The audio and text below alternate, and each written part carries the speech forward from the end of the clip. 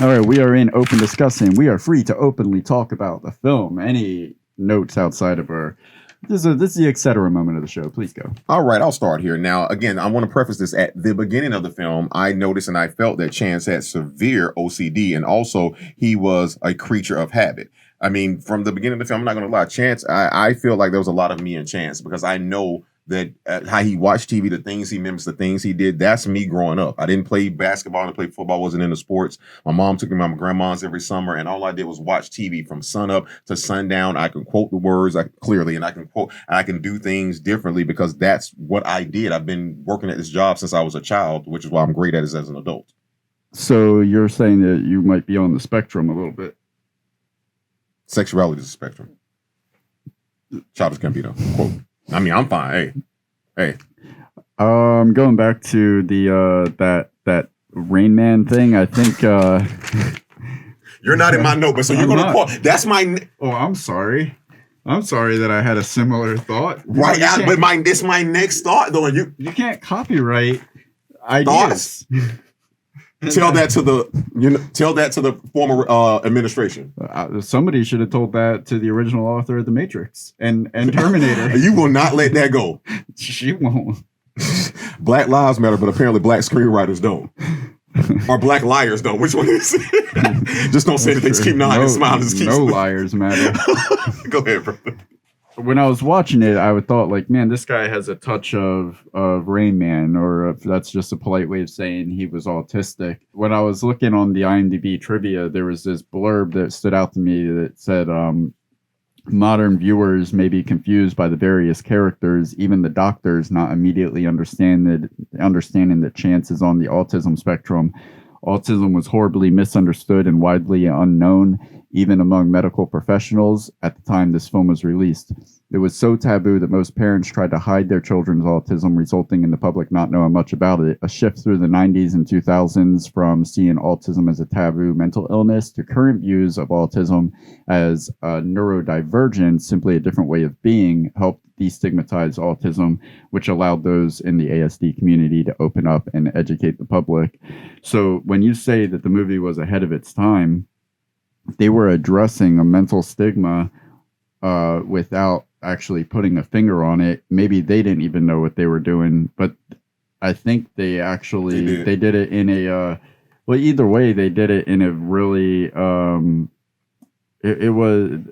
they did it carefully. It wasn't like disrespectful in any way. You never looked at like Forrest Gump. Like, man, how's this idiotic buffoon doing it? He was Forrest Gump was the punchline. Your mama showed these kids about your schooling. His lack of intelligence was the punchline. I never saw this. This is the baseline. This is where Forrest is.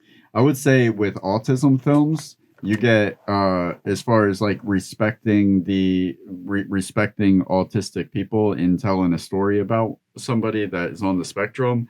You have Forrest Gump was the worst as far as like making a joke out of him. No. Rain Man. Oh well, I mean, are we going Tropic Thunder again? You know it. Okay. Thank you. Thank you. Okay. Simple Jack. So Simple Jack. Thank you. Slightly above it is Forrest Gump. And then Rain Man, because even Rain Man, a lot of the jokes, of the times, but being there is the top. Like, you don't know, there's never a moment that I was laughing at his disorder. Ever, at any given time. That was very good, brother. Yes, very good. So you actually, even though I just had a blurb about what you were going to say, but you definitely put it out the right way. I like your output on that. DSLRs have had their advantages, but there will never be anything like film. We talked about that with Nick, and it's just like, again, both of them have pros and cons, but I know DSLR when I see it, and I know film when I see it. When I did the watch of this, man, I was like, am I watching the remastered version of something? And it's not. They literally, like, I don't understand how certain films nowadays have soft shots and all this other stuff. In a film from 1979 that came out in 79, probably was filmed in 78, you didn't need a red, you didn't need this, you didn't need that. It was like, bro, film works. Yeah. We don't have to recreate the wheel. And I only believe that DSLRs came out for the independent filmmaker who couldn't afford $10,000 to buy a camera. So I'm grateful for them. But I will say this, whenever I get a big budget, which will happen when we get a big budget, we're shooting on film, and we have to do it once. I think the only advantage the only advantage to digital that we get as an audience when a film chooses digital over film is you know that you're getting the absolute best performance because like I imagine a lot of times with film you hear we had to knock it out in two takes because you gotta purchase the film, you gotta get it printed. All this cost goes into just a single take, and with digital that's never a part of the equation. It's like, no, we'll go till we get it right. We got You know all what? the I've never space in thought the of that world. since you said that. I used to, and I still think there's some Hollywood photog. Maybe I'm shooting myself in the foot here for my career, but who cares? I used to think that they only wanted people just because of the fact that it does always come down to money. But it's like, hey, he's the better actor. But listen, we got the dailies back last time. We wasted so much film on him. Mhm. Like, so it's like Oh yeah. sometimes you choose other people because they can one take Tonys. Oh yeah, Hey, yeah. I think that with film, you're getting. I mean, the better way to put it, I guess, there's no excuse for making a bad movie when you're shooting it on digital because right. you could burn another take. Just delete it. Yeah. Reset. Chance when he walks outside. This is just. I didn't want to put this in one of my favorite scenes because it wasn't really the whole scene. It was just this moment when the butler goes, "Would you like a car, sir?" Yes, I would like a car. Yes, sir. Limo comes around after the doctor has come out and is talking to him, and when the limo comes around, he's like, "Are you going somewhere?" Are you going somewhere? No. The simple misunderstanding that's so underplayed in that moment is so funny because the humor comes from the flabbergastness on the face of the butler and the doctor who are just completely in awe of like, what the hell just happened? He So said he wanted a car. So what you're saying is you don't need a laugh track to make something funny. Well, yeah, That was funny. Yeah, And yeah. a laugh track would have ruined that for me personally. Mhm. I love this, and this was kind of a connection, but I just used it as a talking point because it really wasn't a connection. I just thought it was funny. I was like, look at them, maybe a little double entendre. They take Chance to a hospital, or so we think at the time in the film, in a limo with a tag that reads ER, like emergency room. Oh, Yeah, that kind of blew me a little bit, man. Like, okay. Oh, okay, because Eve Rand. Yeah. The Rands. Yeah, that was just. I mean, I know it stood for Rand, and that's why I said that, but it threw me off a little bit. Yeah. There is a really weird mix of society, culture, classes happening. Like at the beginning of the film, and probably for the first hour of the film, like it goes from rich elite to lawyer this, lawyer that, and then with like, and now you're in the hood, you're in the ghetto, if you will. You're like, it's like they didn't, and I at first I was like, why are they doing this? But to me, it was they shot that through the eyes of Chance. Chance didn't see color. Chance didn't see age. Chance was just Chance, and it was just like, hey, you guys, hey. I really hope he finds Raphael. But go ahead. One of the moments that I thought was really funny was when he gets the offer to be on the television show, and they asked him like, "Have you been on television?" Yes, I've been on television. And he's literally talking about the time when he saw himself on the TV in the store.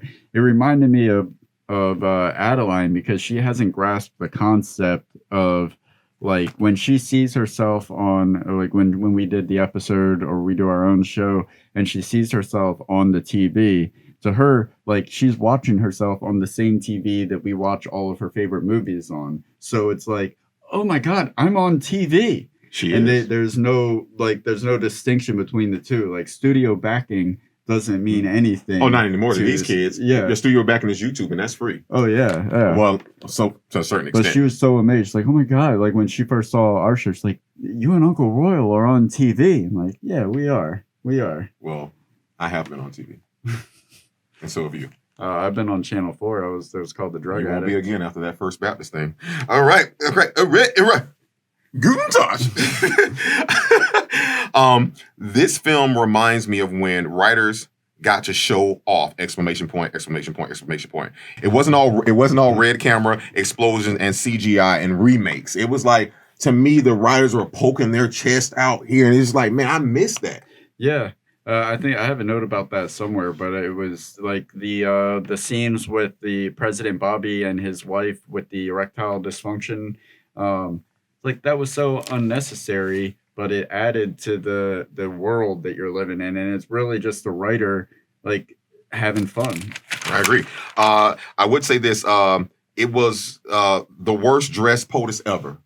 from the first time they ever had a president till now. Like, I don't know. I cannot Trump's understand. pretty Like, it's bad. like he's like, "Hey guys, are we filming today?" Yeah. No, wear that, man. Yeah. Like, what do we do? Like, come on. Every president's had solid suit, solid tie. He has some freaking Ross or TJ Maxx tie on, like he found in a bin, a fat tie, which you didn't want to wear for this episode, understandably why. But I was just like, man, this is a legend actor here, and nobody in wardrobe freaking like some doesn't seem right here. Yeah. Like, come on, guys. He did look kind of wrinkly.